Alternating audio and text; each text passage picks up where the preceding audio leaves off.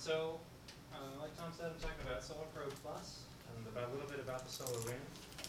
So this mission is going to be the spacecraft and the man-made object which goes closest to the sun, period.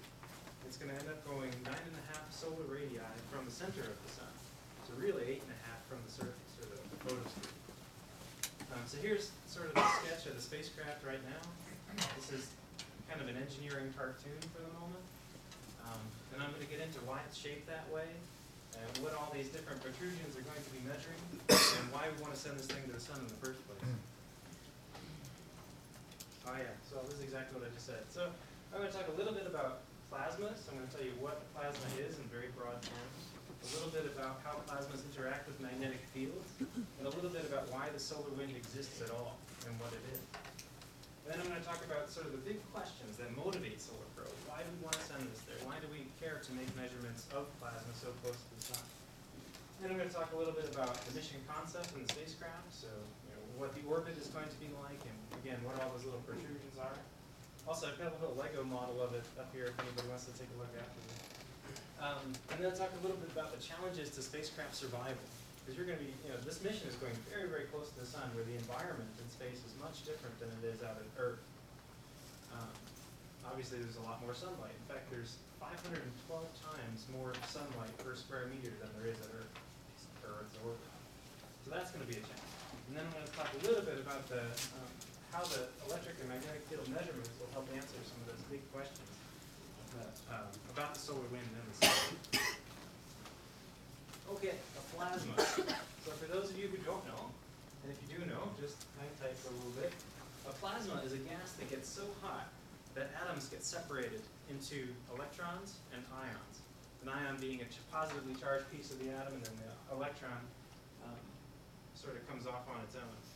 And this process is called ionization. So depending on what kind of atom you can have different ionization states. Like if you have an iron atom, that has many, many electrons. So you can ionize it all kinds of different ways. You can pull off 1 electron, or 2, or 3, or all the way down to you just have a nucleus. Most of the solar wind in the sun is actually helium, or hydrogen. So you have 1 proton, 1 electron. So when I talk about a plasma, you can think of it, for the most part, for the rest of this talk, as being an electron and a proton. And it's a gas where this is so hot that these can't recombine into hydrogen, so they stay as separate particles. And some common plasmas that you can encounter on Earth, one of them is lightning. Well, lightning generates a plasma. You put so much energy through the atmosphere, or through a sort of oxygen-nitrogen mix, that you rip the electrons clean off those oxygen and nitrogen atoms. And that's what sort of makes this path from the cloud to the ground conducting. So all of a sudden you can pass energy from the clouds to the ground. Another plasma that shows up a lot of times are fluorescent lights. Actually, the lights right above us are a plasma. The neon signs.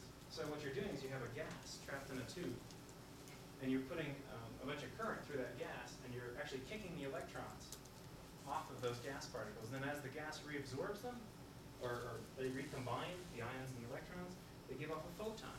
And that's the light that you see from fluorescent lights and neon signs. And here you can see several different colors. So depending on what gas you're ionizing, you get different colors out of it. Some space plasmas, one is the aurora, so the northern southern lights. So this is actually a lot like that neon sign. What you have are these high energy particles, usually, oh no. What? Okay. We're just going to go with it. So you have these high energy electrons that are actually striking the upper atmosphere, and they're kicking off electrons from oxygen and nitrogen. And then when those electrons get recollected, light comes out. And so that, the aurora, is again a plasma. And then getting a little more exotic, the sun, the entire sun is a plasma. And what you have going on there is you have nuclear fusion at the core. So you're combining hydrogens to heliums, and you're giving off photons in that process. And those photons, there's so many of them, so much energy, the outer parts of the sun are ionized.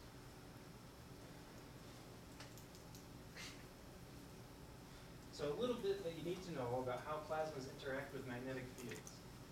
So plasmas, or charged particles at all, so electrons, ions, electrons and protons in this case, are constrained to rotate about magnetic fields. They can't, so if you have a magnetic field line like so, and another one parallel right to it, a charged particle is not able to jump those lines unless it's under very special circumstances called magnetic reconnection, but I'm not going to get into that. So in the general case, it's sort of trapped in this direction. But the charged particles are free to move along magnetic field lines as much as they want. There's no force stopping them from doing that. So when you talk about a magnetic field in space, so like the solar wind or near the sun, the plasma, the electrons and the ions are actually tracing out the magnetic field lines. They're following those magnetic field lines. And if you say, oh, well, what's a magnetic field line? I mean, that's kind of an abstract concept. Well, here's a concrete example. If you have a bar magnet, just a common old thing you stick on the fridge, right? You have a north end and a south end. And what you're looking at here is a bar magnet with a bunch of iron filings scattered around it. And those iron filings will align themselves with the magnetic field of this magnet. So they're tracing the magnetic field of that magnet in a very similar way, well, sort of similar way, to the way that the plasma is going to trace the sun's magnetic fields. And really, the most basic magnetic field configuration you can get is a dipole, which is sort of this configuration where it kind of blossoms out the top, comes around and comes back. So that sort of thing.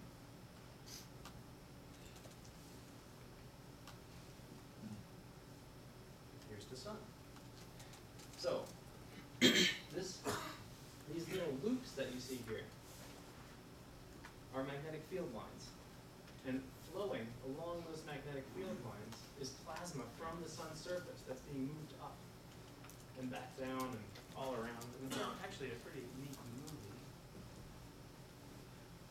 And so you can see some of the dynamics. As these magnetic fields change in time, you can watch the magnetic fields change because you can see the plasma sort of follow those field lines and brighten and darken and do all sorts of interesting things. And there goes a little eruption off the side. And you can see all these magnetic field lines filling with plasma and then emptying. And so you can see a couple of things from this picture. One is that if you look at the top or the bottom, you notice that it looks like there's a bunch of little hairs on there at the top and the bottom. So that is the magnetic field of the sun as a whole body, sort of coming out the bottom and in the top, or I forget which polarity it's at right now. But the sun, close up, has all this fine magnetic structure, like all these little loop structures. Maybe these little loop structures near the active regions. But if you look at the sun from really far away, it looks like a dipole. It looks like that little bar magnet. The same field configuration, this kind of bulbous thing where it comes in one side and out the other, is exactly what the sun does on a very large scale. So if you zoom out away from it, it's a dipole, approximately a dipole. So the sun has these cycles. Every 11 years, roughly, the sun sort of twists itself up. And that's because the sun is not a solid object. It's a plasma. It's a gas. So it differentially rotates. If you have a ball of gas and you rotate it, the outside has to rotate, or rotates a bit faster than the poles. And so what ends up happening is the magnetic fields of the sun twist up. And you get this very complicated magnetic field configuration. But for now, that's aside. The main point is that the sun, viewed from far away, is approximately a dipole. So if you have a plasma near the sun, which the sun is a plasma, the particles from the sun are going to be able to travel along these field lines. So they're going to be able to move away from the sun and toward the sun. And if they're very close to the sun, like you saw before, they'll be trapped in these little loops.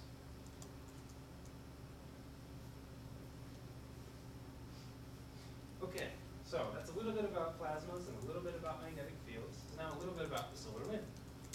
So the basic idea behind the solar wind is it's almost like a wind on Earth, really.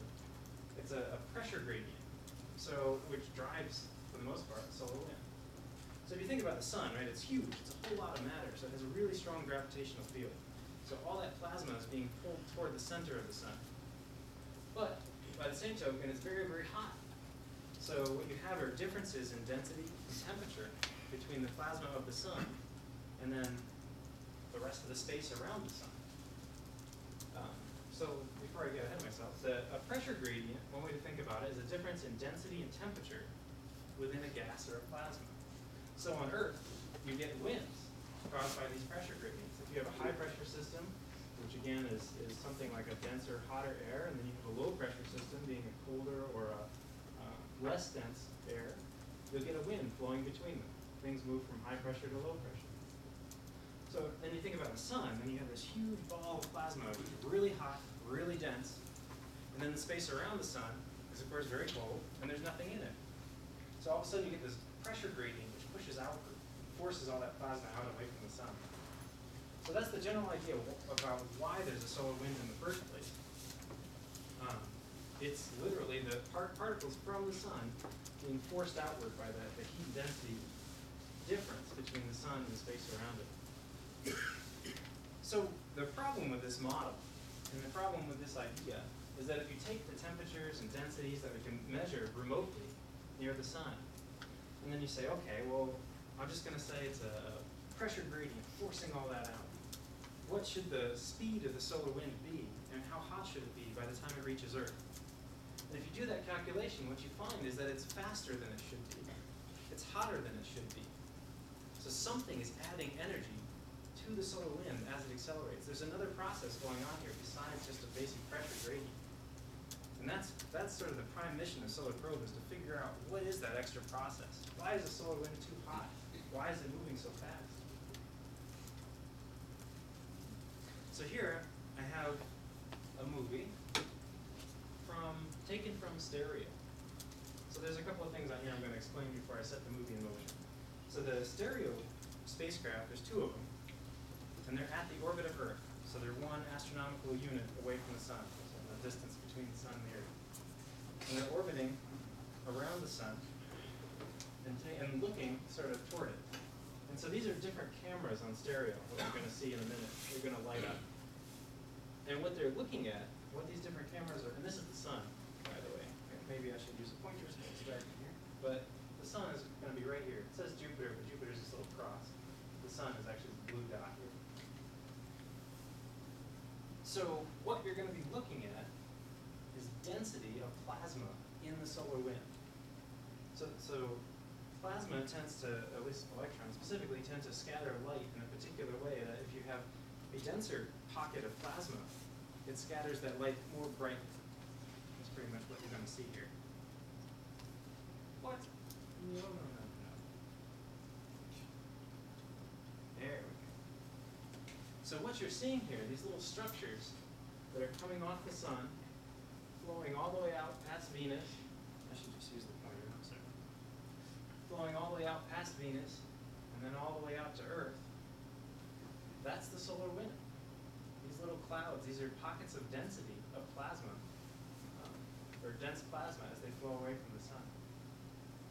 And so there's a burst that happens. Let's see if we can catch it. There. Nope, not there. Just kidding. There. This little puff that came out. You see that? And it travels outward. That is what they call a coronal mass ejection. So that's a piece of the upper atmosphere of the sun sort of flying out into the solar system. Anyway, I just like watching it. It's sort of like watching the clouds, but it's very interesting to see this, direct visualization of the solar wind.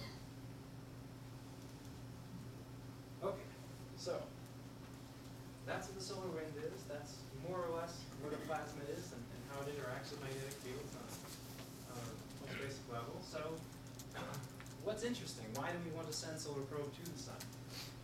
So one question is, how is the solar wind heated and accelerated? Like I said, the solar wind is moving too fast for just a pressure gradient. It's too hot for just a pressure gradient. So what mechanisms are adding energy to the solar wind? And we know that these mechanisms are more or less played out by the time the solar wind reaches 1 AU. There's remnants of them left, but we can't observe those mechanisms directly. So we have to go in toward the sun to see them, or to get evidence for them at least. So the other thing about the solar wind is that there's two kinds of solar wind. There's one they call a fast solar wind, and there's slow solar wind. So fast solar wind is moving something like 500 to 1,000 kilometers per second. That's pretty fast. So if you think about, a kilometer, how many kilometers per mile? Let's see if I can do something. 2.2, something like that. 1.6, the other way around. I'm thinking inches to 70. 1,000 kilometers would be 610 miles per second. There you go. 610 miles per second. So that is moving. That's some very fast plasma. And these fast fast solar wind is more associated with the, okay, let me explain this plot here. So here's a picture of the sun. And coming out radially, so the distance away from the center of this plot tells you how fast the solar wind is moving. This is from a spacecraft called Ulysses, which moved the sun sort of out of the plane of the so Earth is in this sort of ecliptic plane. And this spacecraft went out of the plane around the sun this way. And so what they found was that when you go over the poles of the sun, the solar wind is very, very fast. And then when you come back into the ecliptic plane, you see more slow solar wind. Now this whole picture gets mixed up once every 11 years, but this is the sort of default state of the sun. So there's this fast wind, which is associated with the coronal holes and associated with the poles of the sun. And then there's a slow wind associated with what they call the streamer belt, or the equator of the sun.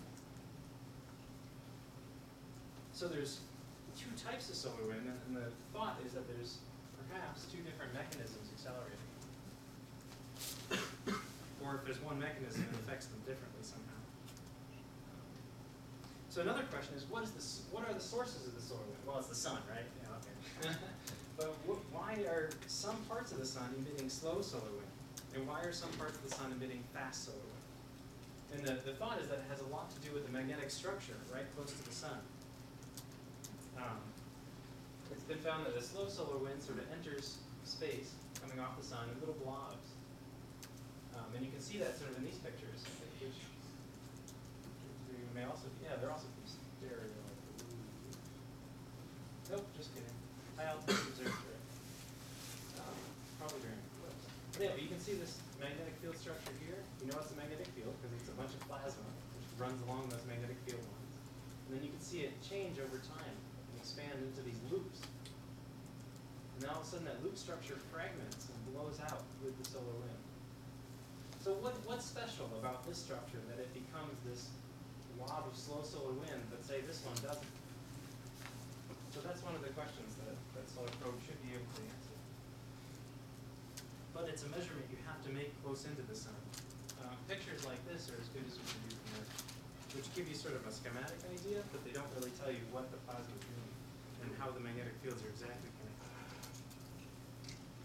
Okay, so another question the solar probe is looking to answer are how are solar energetic particles accelerated? So solar energetic particles are protons and ions with extremely high energies. These are things moving close to the speed of light as they come off the sun. We know that they're associated with solar flares. And we know they're associated with CME is a coronal mass ejection. The thing I was talking about before where a little chunk of the sun, the upper atmosphere, comes off. There are different types of events. There's gradual solar energetic particles where the energy kind of ramps up over time. And there's impulsive ones where you get this really short burst of it. But by the time you measure them at Earth, or 1AU, you don't really know what accelerated them in the first place. All the evidence of those acceleration mechanisms has been kind of smeared away. And the reason people worry about solar energy particles is because they're really dangerous to spacecraft and to astronauts. They can probably pretty quick. And what they really do, or at least for a lot of missions that I worry about, is they damage spacecraft electronics, and they damage spacecraft solar panels. So if you get hit with too many solar energetic particles, your spacecraft will just cease to function, but in a random way. Like maybe all of a sudden the transmitter goes out, or maybe all of a sudden one of the solar panels dies, or one of the instruments spontaneously stops working. There's no way to predict how it will fail. So if instead you can predict or understand the acceleration mechanisms behind the solar energetic particles, which you can't really shield against, you can more or less just know when they're coming. So this will help you be able to predict more when they're coming. And this is a movie, which I think is a very cool movie from, I'm not sure if it's from stereo or cycle, actually, off the top of my head. But what you're going to see is, this is the sun in the center here. This is actually a part of the instrument, which is blocking out the sun, so that this camera that's in blue can observe the upper atmosphere of the sun. And what you're going to see is a CME, so a coronal mass ejection. A piece of the sun is going to come flying off toward Earth. And then what you're going to see is it's going to look like it's snowing on the camera. And what you're actually seeing are these solar energetic particles, really high energy ions that are striking the camera. And as they strike the camera, they're saturating the receiver. And so you're going to see all these little lights. All right, so there goes, and there goes the camera. So you can see the CME up here. off. We'll play a couple of times. You get the lift off there, and then all of a sudden you get nailed with dispersed solar energetic particles. So you know when that happened, somewhere inside your spacecraft, some little one that should have been a 0 has now been flipped. You can imagine if you have a computer and you just start randomly switching your 1s and 0s, some bad things are going to happen. So anyway, solar energetic particles. Another mission, or reason why you want to launch the solar probe mission, is to check out the dust environment close into the sun. So it's been observed that small dust grains, things that come from, say, the asteroid belt or comets or even further out in the solar system, kind of migrate in toward the sun over time due to their interaction with photons from the sun. This is a 1,000, a million year type process. And as they migrate inward, they collide even further and break up into smaller and smaller dust. Occasionally, the particles can be exactly the right size such that the gravity and the photon drag pulling them in is overcome by the pressure of the photons striking them as they get closer and closer to the sun and the density of photons gets higher. And light pressure can actually force them out of the solar system. We call these things beta meteorites. Or if the particles are small enough, if they're only maybe 10 or 20 atoms held together, then the solar wind magnetic field will actually shoot them out of the solar system just by Lorentz forces, electromagnetic forces. So some of the questions are, there must be this, and these beta meteorites and these nanograins are continuously seen from the sun. They're always coming outward. So the question is, what is supplying that population? Where's the reservoir close into the sun? Does it come from comets that break up when they come in toward the sun? Does it come from this migration of asteroid dust in? But to answer that question, you really need to get into that near-sun environment and measure the dust. Okay, so there's a couple of motivations, reasons why we want to send solar probe in toward the sun. So now how are we going to do it? So the first solar probe type mission, or mission to the sun, was recommended in 1958. And ever since, they've been proposing missions and then having them stalled or canceled, and then proposing them, installing them, and it's been going on like this for quite some time. In 2005, there was an iteration called Solar Probe, without the plus. The current one is called plus. And the idea on this original Solar Probe mission was to send the spacecraft out to Jupiter and use the gravitational field of Jupiter to slow down the spacecraft and let it fall in toward the sun. And with that kind of mission, there's a couple of things, a couple of problems with that. One, you get a one-shot mission. You fly out, you go back in, and then you're on your way out of the solar system. So on the one hand, you get very, very close to the sun. You can get into 4 solar radii. But on the other hand, it's a one-shot deal. You get maybe a day or so at most, really close to the sun.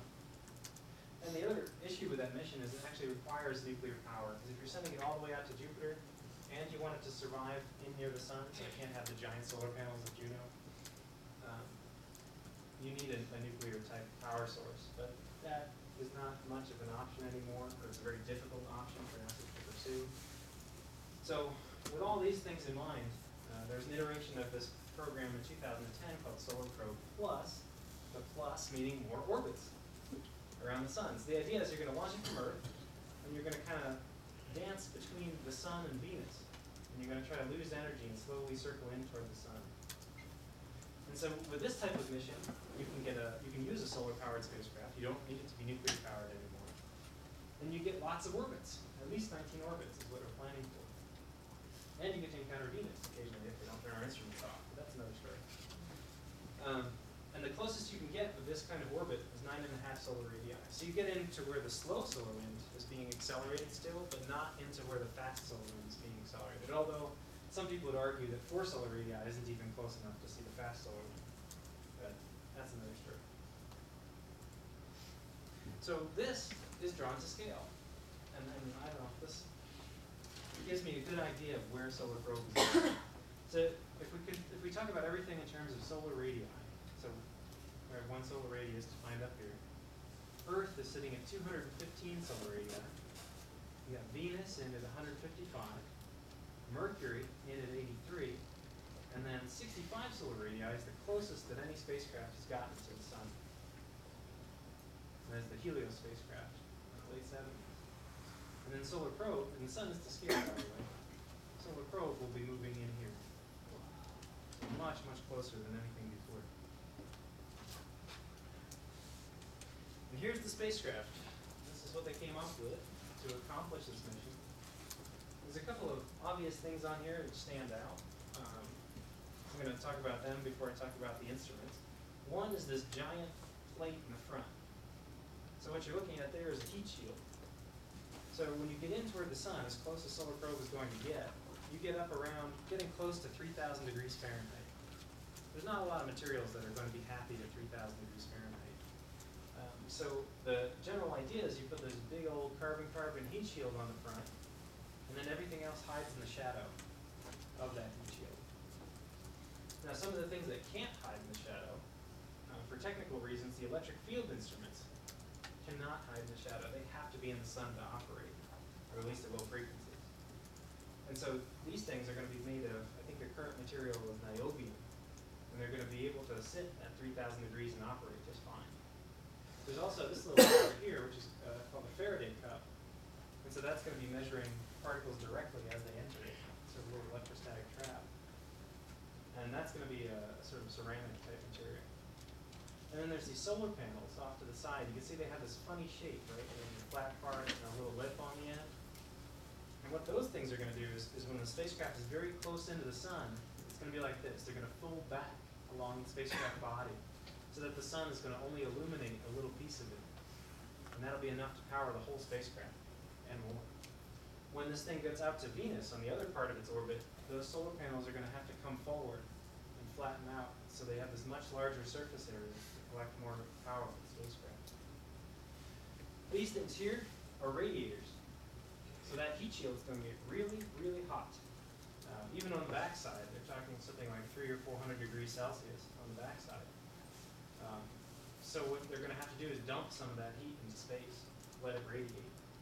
And what they're going to do is have these little water cooled, it's going to be water cooled, believe it or not even antifreeze, it's water. And they're going to have these tubes behind these radiators that are going to connect to the back of the heat shield and use that as a heat transfer to move the energy from the back of the heat shield off to these radiators and then dump it out into space. Okay, so those are some of the technical bits. Now the instruments that are going to be on this to measure the space plasmas are one of these electric field antennas. So the electric field instruments are near and dear to my heart because that's what I know about and that's what I work on. And they measure several things. They're going to be able to measure electric fields in the plasma, both fields that are local to the spacecraft and sort of radiating fields from the sun, so they'll act like a big radio receiver. And they also can measure a little bit dust impacts on the spacecraft. It turns out that when a small piece of dust hits you at a very, very high velocity, it not only vaporizes, but it ionizes. It hits you with so much energy that it rips the electrons off the ions, and you get this little puff of plasma next to your spacecraft, which gives you a little jiggle in the voltage of these electric field antennas, and you can count those impacts. So you can actually measure dust with the electric field, a little bit. It's not as good as a real dust detector, but it's something. And you can also measure plasma density and temperature. So the other things that you have on here are these sweep. Sweep is the name of the instrument. I don't remember what the acronym stands for. The particle detectors for low energy electrons and low energy protons. One of them is, like I said, this Faraday cup, which is going to be looking right full bore into the sun. And then there's going to be some on the back that have a wider field of view. And then there's high energy electron and proton detectors. This little instrument called ISIS. There's an imager called WHISPER, which is going to be looking at, remember that video I showed you before, that movie of the density structures of the solar wind coming out? That's what this thing's going to be looking at, the Thompson scattered light from the solar wind. And then there's going to be magnetometers for measuring the magnetic fields in the local to the spacecraft. So there's these two guys for low frequency magnetic fields, and there's one in the middle for high frequency magnetic fields.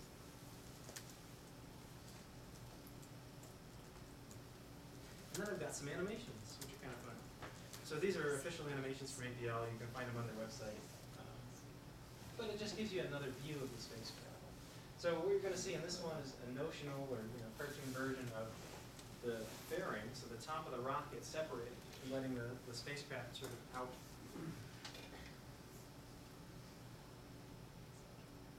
So there's the solar probe spacecraft on the top of that, probably third stage, second stage in orbit.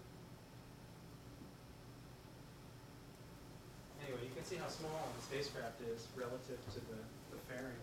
And if you ever see a picture of one of these rocket launches, you can imagine how small this fairing is compared to the whole rocket that's propelling it. Let's see, and then we've got one here, the third stage.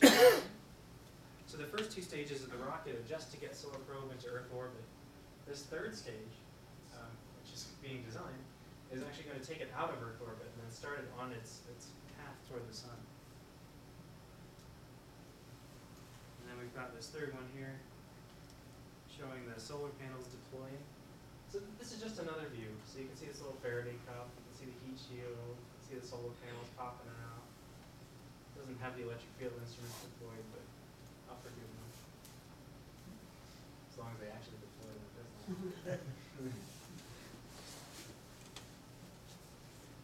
Alright, so that gives you an idea of what the spacecraft is going to look like. So now a little bit about what the spacecraft has to survive. So I've talked a little bit about this before, but I'll get into some more detail. The heat shield and the antennas, and that Faraday cup actually, I should have put that on there, have to survive about 2,600 degrees Fahrenheit at that closest approach.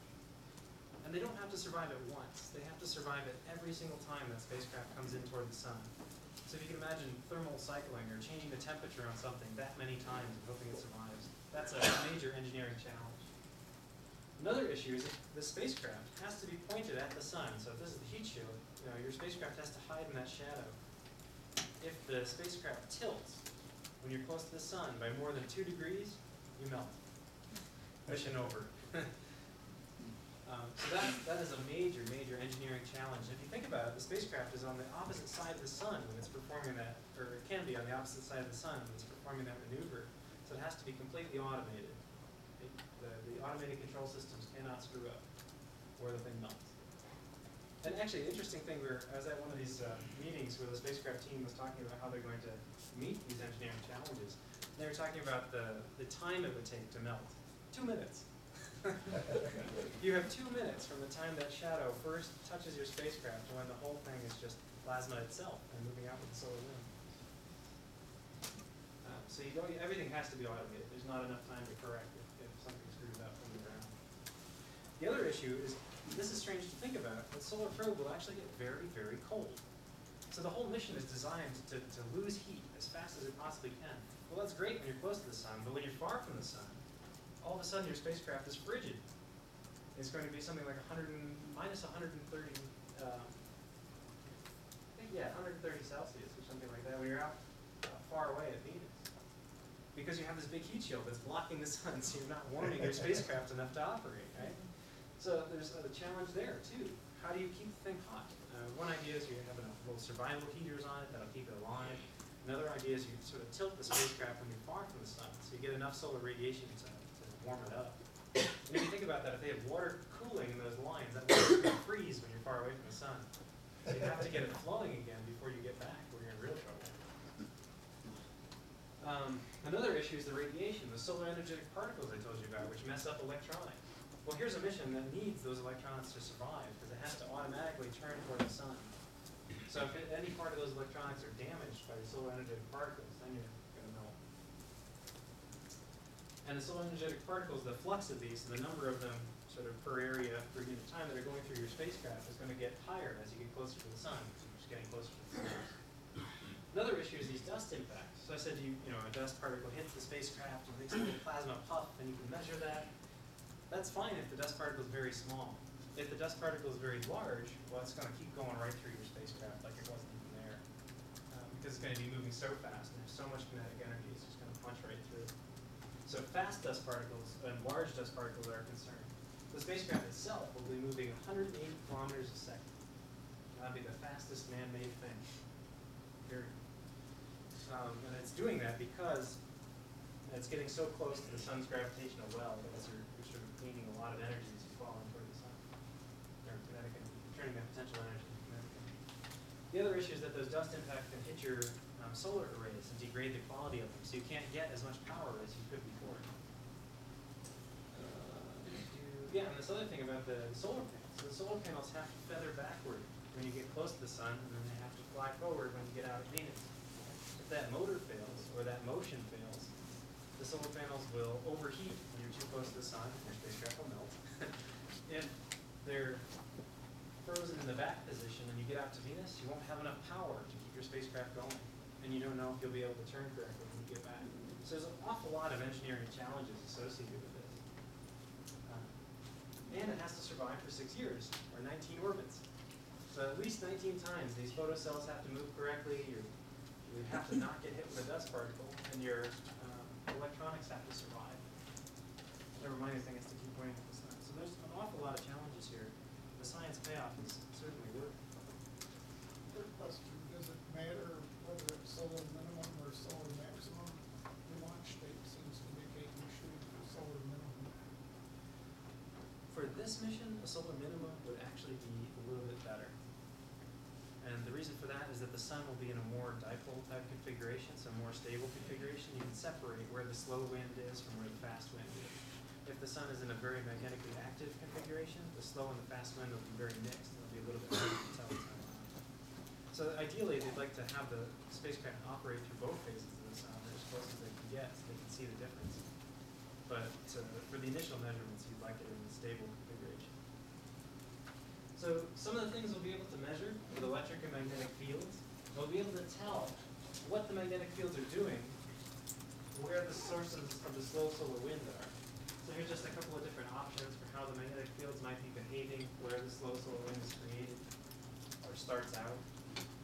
And so some of the questions that you can answer, if you can measure electric and magnetic fields, again, what is the magnetic structure, the sources of the slow solar wind, does the temperature or the acceleration of the slow solar wind depend on how it's magnetically connected to the sun? Probably. But exactly how that depends is what we're looking for. Also with electric and magnetic field measurements, you can start talking or understanding what is the role of turbulence. So turbulence is often pointed to as this physical process which can add that extra energy to the solar wind, sort of out away from the sun. So we'll be able to quantify that kind of stuff by measuring the turbulence in electric and magnetic fields close into the sun. You know, our shocks strongly heating the solar wind, so we'll be able to measure shocks as they come through the solar wind. We'll be able to measure sort of magnetic reconnection. So I told you that magnetic field lines keep particles separated. That's mostly true, except when they don't. So when they don't, it's called magnetic reconnection. And the idea is you have these field lines that sort of get pushed together and then reconfigure themselves suddenly and energetically, or explosively rather. And so there's some thought that magnetic reconnection, which is, again, an explosive reconfiguration of the magnetic fields, could be adding energy to the solar wind. Some more measurements you can make. These are radio measurements. This is a frequency, and then this is a time. And the color is sort of an intensity. So what you're looking at here are some radio signatures of different structures near the sun. This big J-shaped thing here is caused by a solar flare. The idea is you have a magnetic reconnection, or a flare goes off near the surface of the sun and sends high energy particles out into the solar system very, very quickly, maybe a third the speed of light. And those particles end up driving a bunch of waves, which end up driving electromagnetic waves in radio frequencies. And so that's what you pick up here. And then this little burst of fuzziness is a CME. So that's, again, a coronal mass ejection, a piece of the sun coming off and driving more of those little waves that give off the radio waves that we can pick up. So this is the picture from 1AU. This is what you can see from Earth orbit. If you get in closer to the sun, you can tell all sorts of different things. You can say, well, how many large shocks are there close to the sun? Are there enough to add that extra energy to the solar wind? How fast are those shocks moving? How many flares are really going off? If you look at these vertical lines here, each one of those vertical lines is another flare. But from Earth, you have a limited sensitivity of your instrument, so you see, maybe a dozen or so. If you get in right close to the sun, will you still see a dozen, or will you see hundreds of thousands? Maybe you'll be able to see these smaller events that you can't see out from 1AU. And then finally, another thing you can study with the electric field, like I was talking about before, are dust impacts. So down here, I said, this is what a dust impact looks like in the electric field. So you can see your electric field measurements sort of bouncing around near zero, doing pretty much nothing. And then suddenly you get this huge spike. This happens in about 2 milliseconds. You get this giant spike in the voltage. basically, that you're measuring between your antenna and the spacecraft. And then you get a little recovery, and then it's all quiet again. So that is a single dust impact. So what you can do is you can count these spikes, and you can start to say, how many times do I get hit per second, or how many times do I get hit when I'm at certain parts of my orbit? And then you can start to understand what the dust cloud near the sun is doing. And so these kind of things have been seen many, many times on different spacecraft. They've been seen on Voyager and Cassini as those spacecraft went through the ring planes of Saturn. So you think about Saturn's rings. And as the spacecraft went through, suddenly the electric field instruments started turning up spikes like crazy. There's also a couple other spacecraft, the DS-1 and the Vega spacecraft, which actually chased comets. They got into the tail of a comet. And as soon as they entered the sort of dust tail, they started seeing these spikes in the electric field instruments like crazy. So the idea is to use Solar Probe as a giant dust detector. Your whole spacecraft is the dust detector, which is great because it gives you a huge area to work with. And you're already taking the electric field data anyway, so that's just kind of a bonus measurement. The problem is all you can really do is count. You can't really tell much more about the dust other than that you're getting hit. So in conclusion, Solar Probe is a unique mission. It's going to be the only thing going in that close to the sun for quite some time. So the Solar Probe Plus is uniquely able to address some of these big questions about the solar wind and the near-sun environment. But it's going to be hard. The environment is challenging. There's these high temperatures, there's these energetic particles, there's all sorts of things you have to survive, temperature gradient. So it's going to require some very careful engineering and instrument design to make this thing work. But we're officially on our way. We moved into Phase B early April, actually it's late March, early April. They're still arguing about the contract. But the plan is to have this thing launch in 2018. So that is the Solar Probe Plus mission and what we hope to accomplish. Thank you.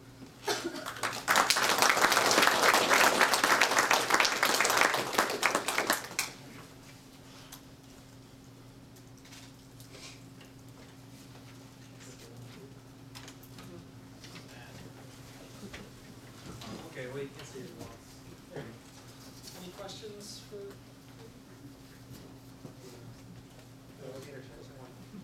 Go ahead. What's the difference between the different orbits for the information you gather? Like, it seems like your first orbit, if you survive that, you're 90% successful for the whole mission. So there's a technical term called the Level 1 mission requirements, which define the mission success. And they say you have to get into at least, I think, 15 solar radii. So you need the second or third orbit to be officially successful. The difference between the original Solar Probe mission and the Solar Probe Plus mission is that the Solar Probe original one can go into 3 solar radii from the surface. And the hope was to get in close enough to see this fast solar wind acceleration mechanism. Out at 8.5 solar radii where this mission will go, the thought is, or there's a lot of evidence, that the fast solar wind has stopped accelerating by that point. So you'll be able to catch the slow solar wind and get an idea about the fast solar wind, but you won't really get into where you need to make that measure. So that's the difference sort of between those capabilities. You seem to suggest a couple of times that there were certain elements of the mission design or the hardware design that weren't completely settled yet. Oh, of course not. So things that are still designing. Yeah, we're in Phase B. Things are still being decided. And that's an interplay between, so there's a team that designs the spacecraft, and there's teams that design all the instruments, which are separate. And all those people have to agree on how this thing's going to work. One example is that the original idea for how to keep the spacecraft pointed toward the sun was to use thrusters. So you'd have a gas, basically, that you spit out the side of the spacecraft, and that's what forces your spacecraft to keep pointing at the sun. Well, that's a big issue for the instrument. It actually ruins most of the measurements that we're going to make. If you're going to make a measurement of the electric field, and suddenly you put all this ionized gas out by your spacecraft, that's what you're going to measure. It's going to blind the imager. Your particle detectors are going to pick up hydrazine, which is the propellant. And so you're not going to be able to see the solar wind while the thrusters are firing. So the spacecraft team comes to the table and they say, we have this great plan. We're going to use these thrusters and fire them every 30 seconds. And the instrument teams, everybody just pulled out their hair and said, you can't do that. So there's a lot of interplay, and they've accommodated that. The spacecraft team has said, okay, we'll use reaction wheels instead. Don't use these cups of plasma. So everybody's still, converging on a good solution. instead of that big heat shield, why not a reflector? So Helios, the spacecraft that made it to 65 solar radii, they employed a reflector. So what they did was mirrored the outside of the spacecraft, and then they spun it. So the idea was that even if one side got hot, it would rotate and then radiate to space and then get hot again. So you'd never have one constant spot that was sort of pointed toward the sun. And they used a mirrored surface as well. I don't know why they made that particular choice. I just know they've proven that this heat shield, this carbon-carbon structure can withstand those temperatures. There's actually a facility in France, and I think there's one in the US, but it's not quite as big. But the big one's in France called the solar furnace. And what they have is this hillside, an entire hillside covered in mirrors. And then it all focuses down to about a 1 meter box, which has like 6-inch quartz walls. And they focus all that sunlight at one point, and they can reach these sort of temperatures. So what they've done is taken chunks of the material they hope to use for the heat shield, put it in there, bake the heck out of it, and see that it can survive those temperatures and more. And they've been very successful. So this is the material they're going with. Why they don't mirror it, I'm not exactly sure. What do you hope to learn about the dust? The frequency, some characteristics about it? So a couple of things I hope to learn about the dust are, where is it?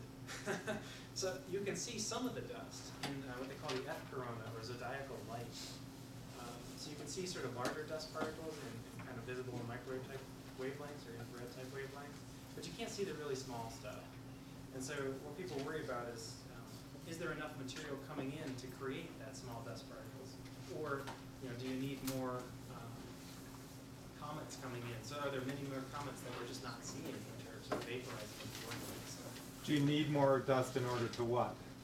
In order to get the measurements that we see at 1 AU. To make those measurements make sense, there must be a reservoir of dust close to the sun, which is constantly being replenished. But you can't see that reservoir, and you can't measure it unless you're there. So one of those questions we hope to answer about the dust is, what is the distribution of that reservoir? Is it in a disk? Is it in a ball? Like, how exactly is that working? So that's one of the prime things I hope to answer. I'll try another question. I was reading about the solar wind on Wikipedia and read what seems to me like a nonsensical statement, which said that the solar wind is supersonic. The solar wind is moving faster. So the actual ions and electrons are moving faster than the speed of sound. But in that medium. Yeah, that doesn't make any sense to me. So think about sound. So in the air, right? So the reason you can hear me talking, right, is I make some kind of, I push on the air with my lungs, and that makes a compressional wave in the air. Right. It's actually the air particles or molecules running into each other. So what's happening in the solar wind is they're moving so fast they can't run into each other. Basically, if there's one, say you have a particle here and a particle here, and they're both moving, this one will never catch up to this one. That's what supersonic means. So you can have other things. I mean, even in the atmosphere, you can have things go supersonic. That can go supersonic. Yeah, it seems odd to think of our atmosphere itself going supersonic, though. Yeah, exactly. A whole atmosphere. That's a weird thought. I mean, how do you define the speed of sound in something that has such a low density? So you define the speed of sound pretty much based on the density of the medium. There's equations for the speed of sound in a plasma.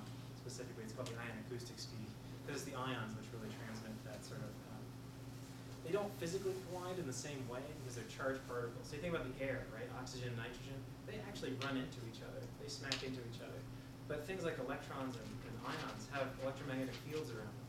So it's the electromagnetic fields which bump into each other. The actual particles never hit each other in the solar wind. Or very, the chances are so small, it basically doesn't happen. But to answer your question, supersonic just means if you're moving away from the sun and there's two particles, the one behind will never catch up to the one in front. Okay. I have two questions. I'm not sure, what's the significance of communication with the craft, considering it's so close to the sun? We're talking about disturbing, sound. Sure. The sun is a source of all sorts of broadband noise. So how do you talk to it? Exactly. So there's a couple issues with that. One is that when it's close to the sun, you don't talk to it. You can't. The sun is too loud, radio loud. So the plan for this mission is to treat it sort of like a planetary encounter. I don't know if that means anything, but when you come in close to the sun, you're going to turn on every recording device you have, turn on full blast. And you're going to record as much data as you can when you're really close. And then when the spacecraft moves out far away from the sun, so like Venus-type distances, you're going to turn off or turn down the instruments, and then you're going to turn up the transmitter. You're going to basically shunt all your power right to the transmitter, and then receive as much data as you can during that long part of the orbit. And then when you go back in, you turn off the transmitter, you turn on the instruments, take all the data, and you just repeat. And so that brings up an interesting question, which is how much data can you really get back? Because you only have a limited time to get it back, but you're recording tons of data from all these different instruments. And the answer is not much. One last question. What kind of power consumptions are the estimates for craft, and do you use batteries to store that power? I believe they're going to have batteries on there. They're going to have to for launch. But in general, it's going to be with solar power. I mean, you're going to have some part of that solar panel always the sunlight, so that's going to be generating power. As far as the whole spacecraft, I don't know off the top of my head, but I know individual instruments. The electric field instrument is going to use something like 6 watts. So if you think about it, like each spacecraft, or each instrument on there, 4 or 5 of them will use maybe 5 to 10 watts. The whole spacecraft might use something like 100 watts. Kind of like a light bulb, right? And the issue there is you want to use as little power as possible because it's hard to get power, right? You have to go through all these gymnastics with your solar panels and be real careful about not melting yourself. So it's really hard to get that power, so when you use it as efficiently as you can. Sounds like it's Yeah, sure. Moving them out like that, even just operating the motors is a lot of power. Right? You mentioned the contract and lots of people doing different things. Very briefly, who's doing what in this organization? Yeah. Let me go right back to that. Sorry, kind of breezed past that. So there's all kinds of different organizations involved. The main one building the spacecraft bus is called APL. That's the Applied Physics Lab at Johns Hopkins University, Maryland. Of course, NASA is sponsoring the whole thing. The Fields instrument, which I'm part of, or CU is part of, involves University of Colorado, University of Berkeley, California, or University of California, Berkeley. It involves 2 French institutions and the University of Minnesota.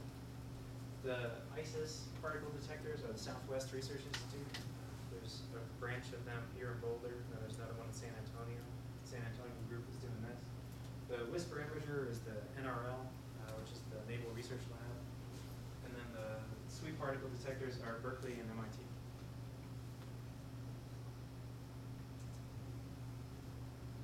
I loved your movie of the coronal mass injection and then the snowstorm. Is it an optical illusion? I mean, it looks like the CME is moving more or less perpendicular to your line of sight. So, and yet the particles obviously were coming right at you. So what's the geometry of all that? this is what they call a halo CME. If you look at it, oh man, I gotta turn the light. Sorry, here go the lights again. It's actually headed straight toward Earth. Well, not straight toward, it's headed roughly toward Earth. Oh, there's So if you notice, there's this part here, but if you look down here as the thing goes off, there's part of it that comes out here, part of it that comes out here. So if you imagine you're standing still and there's this big ball coming toward you, this big expanding cloud, it's going to look like it's all around you. So that's exactly what's happening here.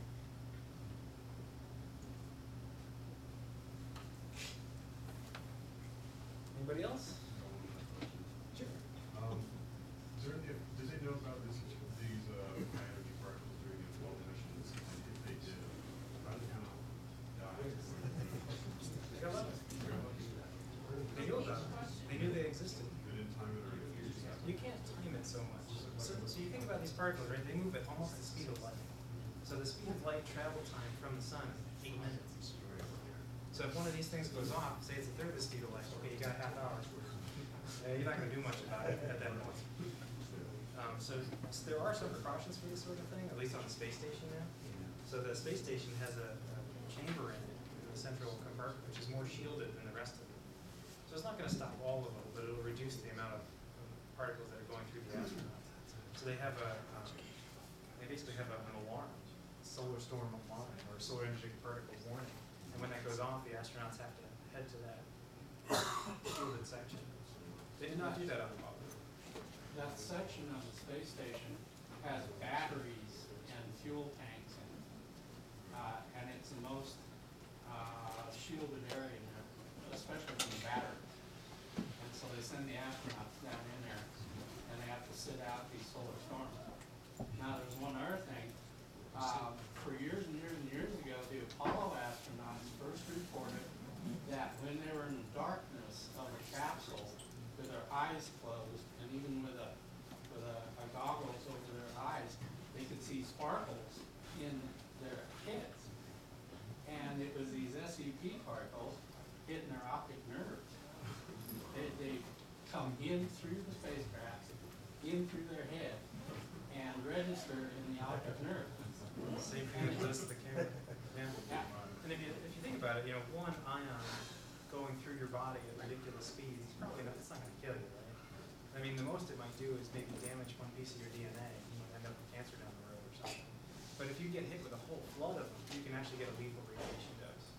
So it just depends on the flux, how many you get hit with at a time. Any other questions? Yes. Are the solar panels silicon? What do they use?